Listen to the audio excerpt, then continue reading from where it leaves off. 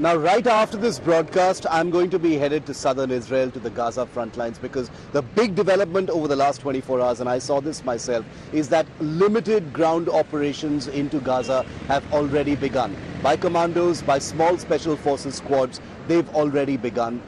But when is that bigger ground operation actually going to happen? Because the tanks are there, the armored personnel carriers are there, the infantry is there, the commando forces are there. But when are they going to get that order to roll in?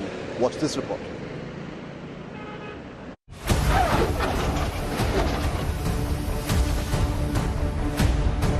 Israeli Defense Forces have mounted a limited ground invasion into the Gaza Strip.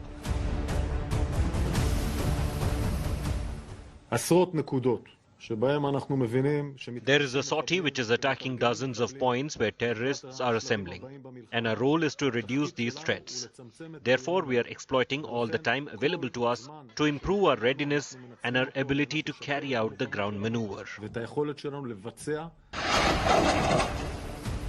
Hamas, which carried out the October 7th terror attack on Israel, has also confirmed ground operation by the IDF. According to Israeli forces, raids by tank and infantry forces were done to kill squads of terrorists who were preparing for the next stage in the war.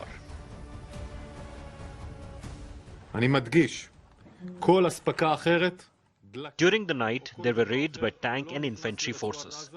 In these raids, terrorists are being killed who were preparing for the next stage of the war. These raids also locate and search for anything we can get in terms of intelligence on the missing and the hostages. Israeli forces have claimed that their airstrikes focused on sites where Palestinian militants were assembling to attack any wider Israeli invasion. The Israeli army has also organized raids to search for those who have been abducted and are being kept as hostages.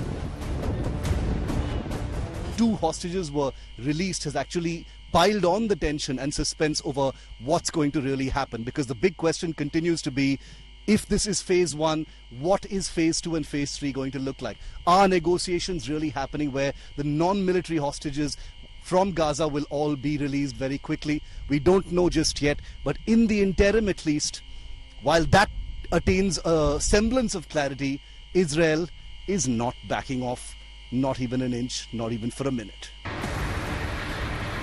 The limited ground operation could be a wider ground invasion of Gaza by Israeli forces.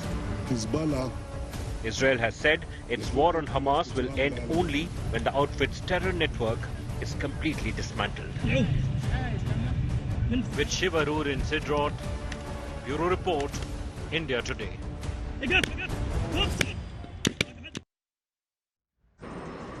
Which package? And in Palestinian territories, where I interacted with a lot of people. I visited Jenin in the northern part of the West Bank, where a refugee camp was the target of a very, very rare airstrike by the Israeli Defense Forces a couple of days ago. I also visited the holy city of Bethlehem, which, as you may or may not know, lies on Palestinian territory. This is one of the holiest sites for Christians around the world. And now, just 2 months before Christmas, it's usually thronging with thousands of devotees and worshippers to the Nativity Church, which is the birthplace of Jesus Christ. But what I found as a result of the war is a complete ghost town.